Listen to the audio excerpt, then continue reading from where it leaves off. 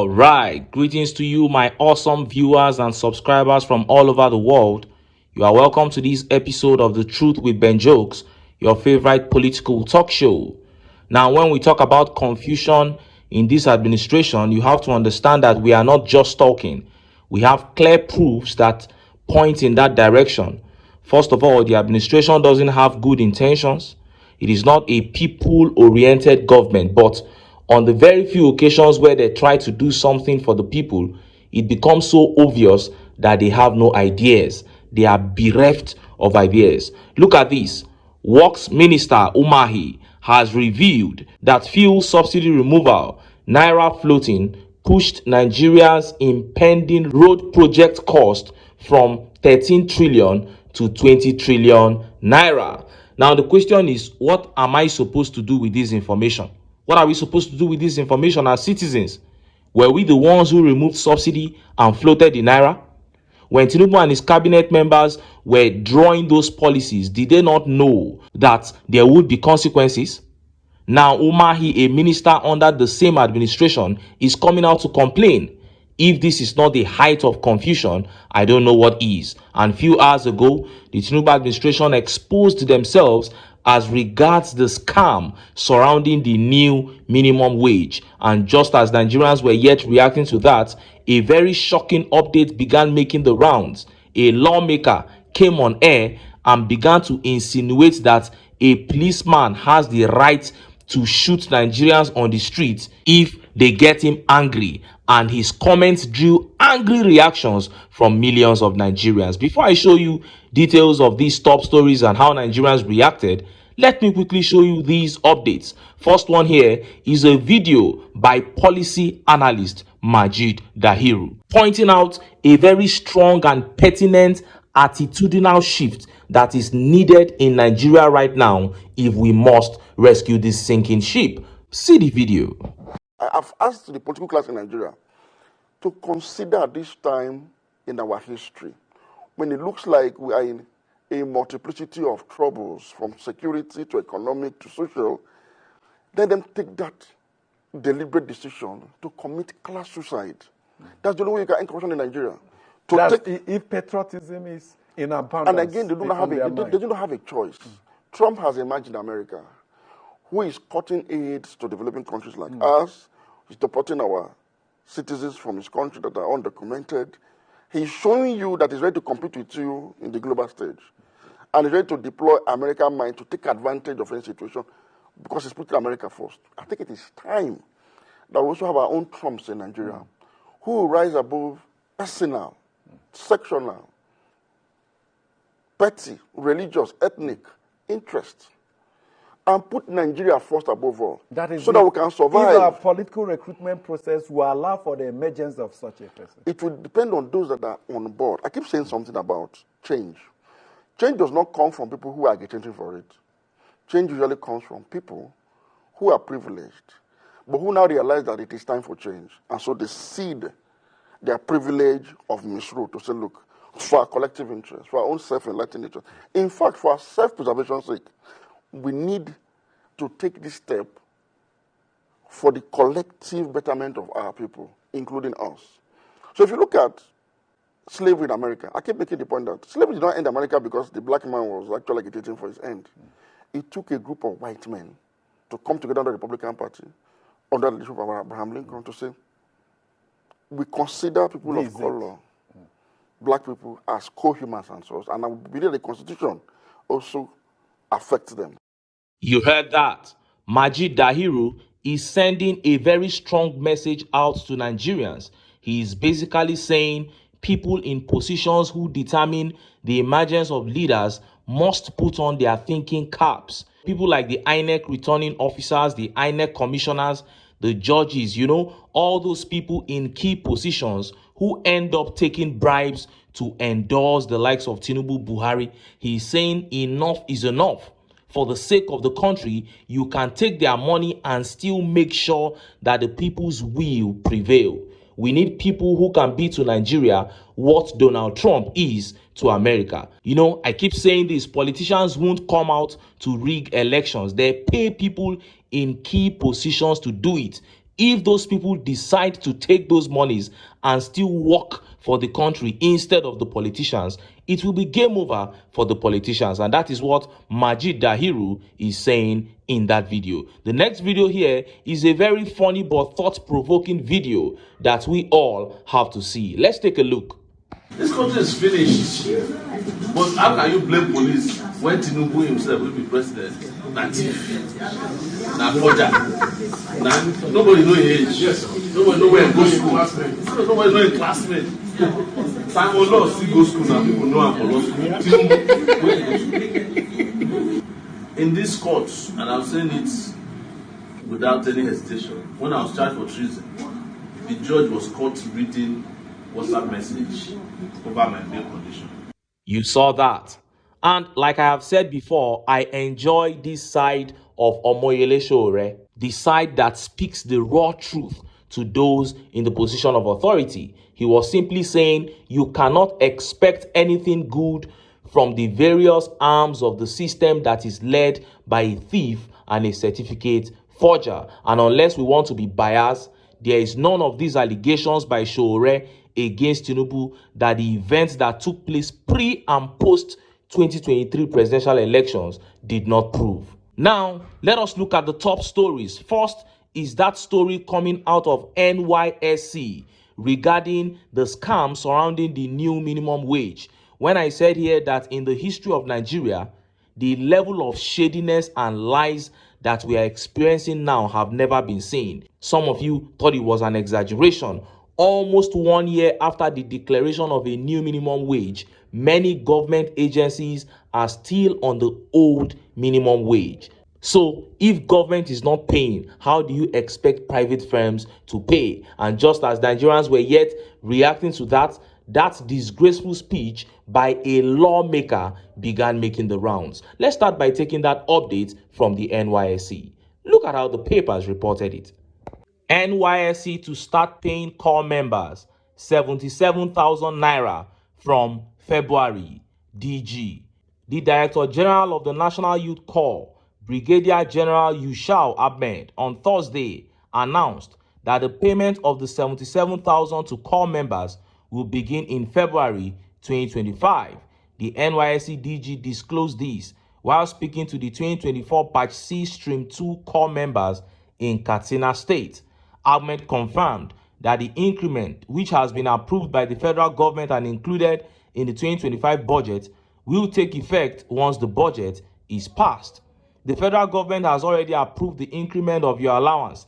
It is no longer news that we have the approval in our hands. What we are waiting for is just the passage of the budget. This month, January, has already ended, but once the budget is passed by next month, February, you will start receiving 77,000 naira instead of the usual 33,000 naira. He said the DG advised corps members to shun every form of misconduct and other negative behaviors that can jeopardize their future ambitions. He said diligence, honesty, perseverance, and faith in God are prerequisites to a prosperous life.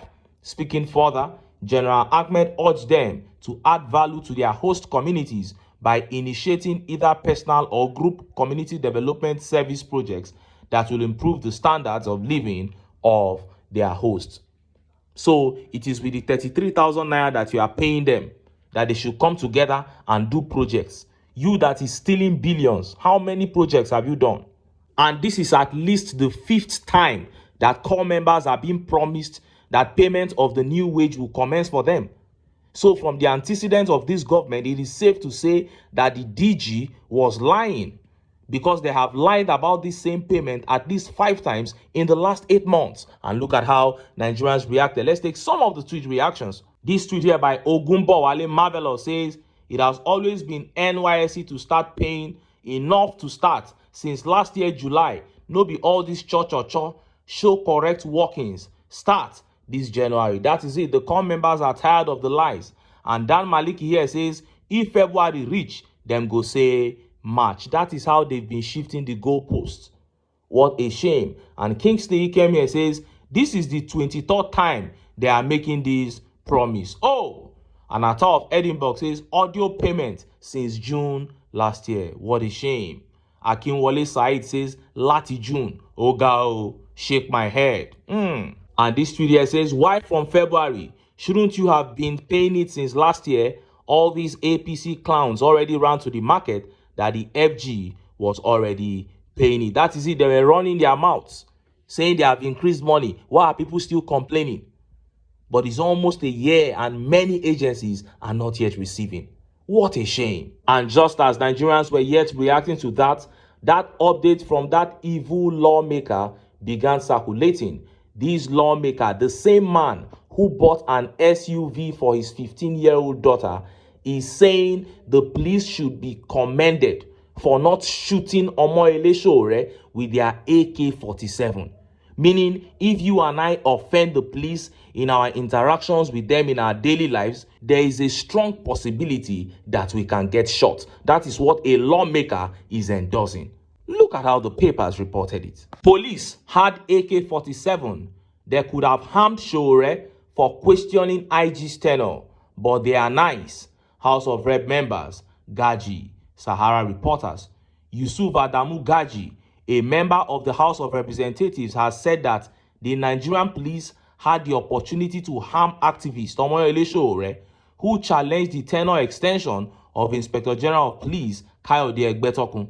Speaking as a guest on Channels TV Politics Today on Thursday night, the lawmaker noted that the police should be commended because despite having the arms and the power to harm Sowore, they opted to take the matter to court, allowing the judiciary to interpret the law and ensure justice. He added that the police, as they often do, could have harmed Sowore or detained him in an undisclosed location away from the public and his relatives after the activists questioned the legality of Egbetokun's tenure extension. The lawmaker said, in this case, there is something which I expect you to even mention to appreciate the present police. I am saying this, people can read this politically. They, the police, have the force. They have the AK-47, but they decided to take the matter to court for the third arm of government, the judiciary, to interpret the position of the law and do justice to either Sowore or the police. If they have done that, we should be clapping for them.